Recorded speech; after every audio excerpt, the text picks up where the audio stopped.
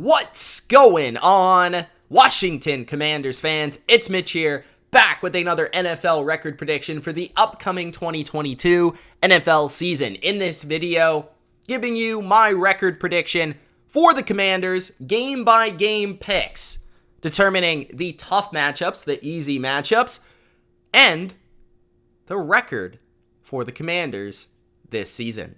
If that sounds good, don't forget to spike the like button and subscribe to the channel for more Commanders and NFL content just like this. Also, let me know in the comment section below how you think Washington will do. What will their record be? And how will they perform in the NFC East this season?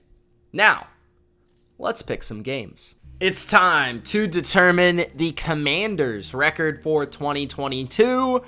Let's roll. Week number 1, you couldn't have asked for a better matchup. Really, when you look at the first 2 weeks, Washington has a decent schedule here, and they could start off 2-0. At worst, I would say 1-1.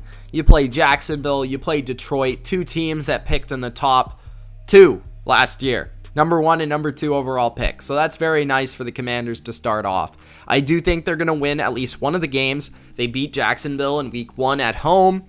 Carson Wentz's opening game as the quarterback of the Commanders. I think you guys win this game because your defensive line should be able to create pressure on the young Trevor Lawrence with a subpar offensive line in Jacksonville. New coaching staff, Doug Peterson for the Jags. Now, week number 2, you play the Detroit Lions. Detroit can be tricky. They're a feisty team.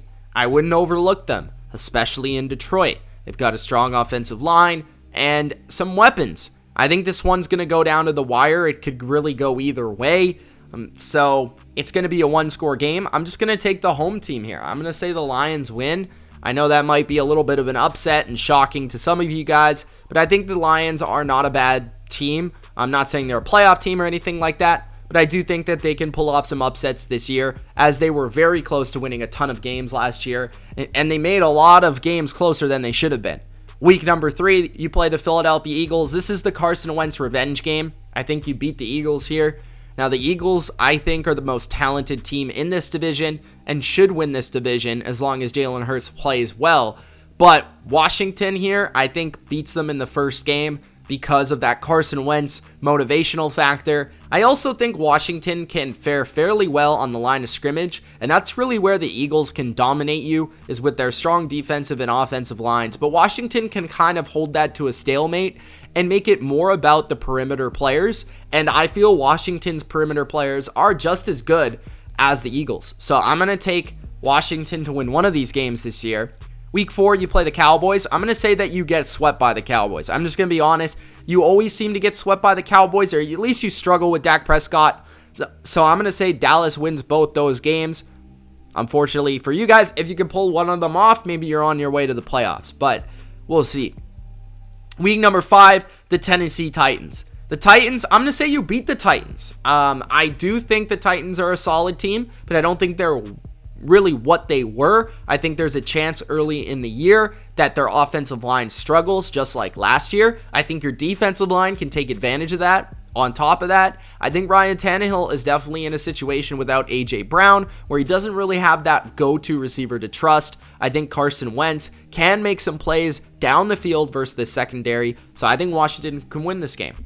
Week number 6, you play the Chicago Bears on a Thursday night.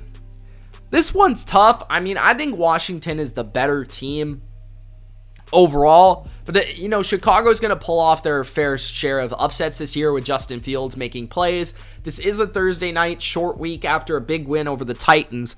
I'm going to take the Bears. This is a game where, again, if Washington can squeak out a couple of these upsets, they very well could beat the Lions and the Bears. They very well could, and then you're looking at a much better record here.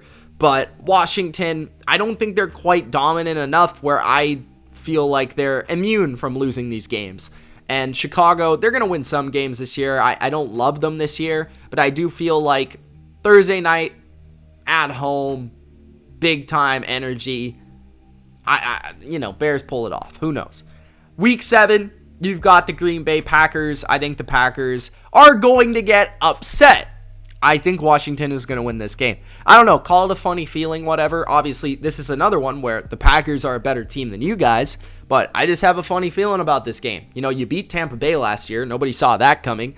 Maybe it's similar where maybe you just get an off day from the great quarterback that you're playing here. Your defensive line, your defense plays up to the level that they can, and your offense, you know, finds a way to move the ball and control the ball. Last year, I think you played Green Bay to a fairly tight contest, and it could have went either way. So I'm going to say you pull this one off this year. Green Bay is a lot more susceptible on the road, especially without Devontae Adams this season. Week 8, you play the Colts. I'm taking the Colts there. I think the Colts, they can stalemate you at the line of scrimmage. They've got a strong running game, better quarterback. Matt Ryan proves why he's better than Carson Wentz and wins this game. Week 9, you play the Minnesota Vikings. This one's interesting. I mean, I could see it going either way as well.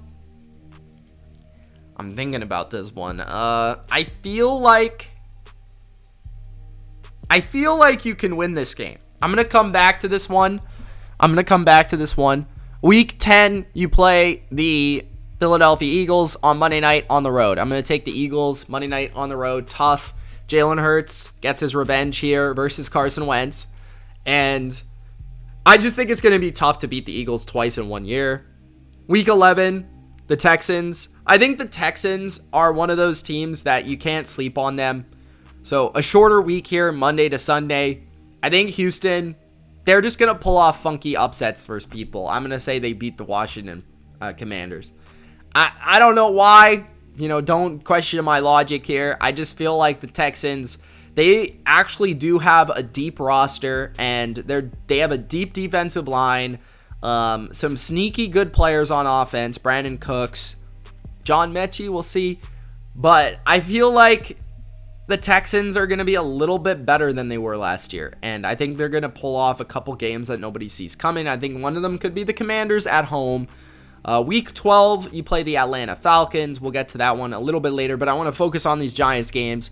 I feel like you're going to split with the Giants, so I'm going to say, let's say you win the first one and lose the second one, whatever. You could reverse that, whatever you feel like. But I do feel like it's going to be a split. The Giants are improved with a better coaching staff. I think Washington is about the same team, better quarterback play for sure. So I just think this is a divisional game. Both teams are fairly even. They're going to split. Week 16, I'm going to take the Niners. Call it the Kyle Shanahan revenge game. Saturday, 49ers at home. Better football team. You know, one of those teams that's got a strong offensive line, strong defensive line, a lot of playmakers, really talented roster. Now, you could win this game if Trey Lance plays bad. That's very possible, but I wouldn't count on it. Week 17, you play the Cleveland Browns. I'm going to take the Cleveland Browns. Just think that the better roster, have the better quarterback. At this point in the season, I expect Deshaun Watson to be in the lineup. So far, we've got you with a 5-10 record, which means I've got 2 more wins coming for you guys. I do feel you're going to be 7-10. So how do I want to deliver this for you? I want to say you beat Minnesota at home. Call it a Washington game where they beat Kirk Cousins. Washington gets some pressure, very possible. Minnesota's offensive line on the road, a little bit leaky, a little bit fragile. Washington could make some plays there. If they can slow down Dalvin Cook and keep those into second, third, and longs, you can definitely make your plays. And then on the opposite side, Minnesota's defense is solid, but it's definitely not impenetrable. I think Washington can move the ball on the ground, through the air, either way. And then you play Atlanta, which you are the better team here. I think you should win that game as well. You beat them last season. So 7-10, the Washington Commanders is what your record, that is what I have it as. This overall schedule is not that tough. I think it's one of the easier ones. Honestly, I think the NFC East has a pretty favorable schedule. I think if you could start off the season 2-0, that would help a lot. Right there, if you could go 2-0, you're 8-9. And then basically you only need one more win from there. If you could steal one against Dallas, you're 9-8, right? So Washington's a team I could very easily see squeaking into the playoffs. I could also see them missing the playoffs. I'm just not very high on them overall. I just think they're kind of an average football team this year, and I think that leads to an average record. Let me know in the comment section below what you guys think. Am I right? Am I wrong? I have the Commanders at 7-10. Appreciate you guys watching. It's Mitch. Thanks again, and we will see you in the next video. Peace.